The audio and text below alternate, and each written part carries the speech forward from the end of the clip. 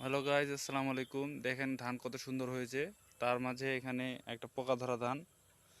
এই ধানগুলো এইভাবে আছে। আসলে ধান ফুলছে কিন্তু গাছটা মরে আছে। আসলে কি কারণে মারা গেছে, অনেকে বলে পোকা ধরছে আর কি, কারেন্ট পোকা বলে।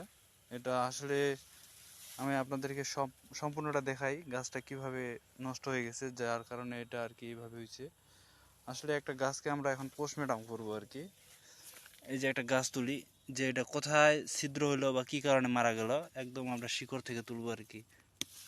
একেবারে শিকড় থেকে তুলছি, শিকড় আছে মাটিতে, শিকড়টাই হয়তো মারা গেছে মনে হয়। এখন এখানে আমি পাতাগুলোকে এগুলো সরাবো আর কি, পরিষ্কার করবো আর কি। পাতাগুলো দেখবো যে পোকা কোথায় ছিদ্র করলো, কি কারণে মারা গেল আর কি।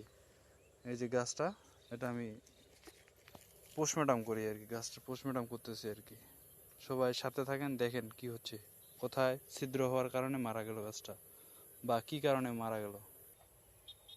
দেখেন এই গাছটার নিচটাতে কোনো ছিদ্র পাওয়া যায়নি এখনো, যে মারা কি কারণে গেছে সেটা ছিদ্র পাওয়া যায়নি বলতে পোকার আক্রমণ এখানে এখনো বোঝা যায়নি।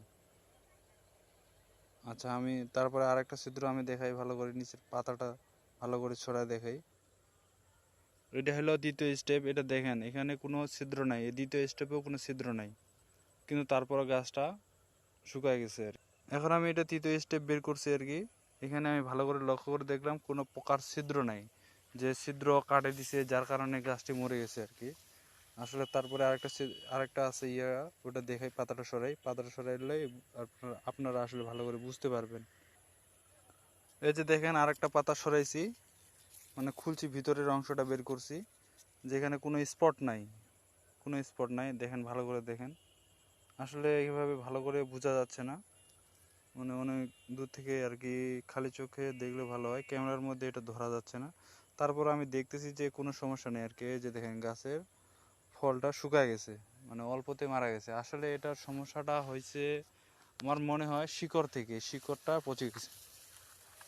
আর যদি কেউ আছে ভালো কিছু বলতে পারেন যে কি কারণে মারা গেছে, অবশ্যই কমেন্টে জানাবেন। আর এফস্রো যেগুলো আমরা করি, আসলে সবাই এফস্রো ভালোই করে, কিন্তু তারপরে এটা আক্রমণ করে। আসলে তাহলে কি এফস্রোর সমস্যা? এফস্রো কি 2 নাম্বার? 2 নাম্বার। তা না হলে এটা কিভাবে এরকম সমস্যাগুলো হচ্ছে আর কি। অনেকেরই ধান নষ্ট হয়ে যাচ্ছে বর্তমানে, এফস্রো করতেছে তারপরে নষ্ট হয়ে যাচ্ছে আর কি।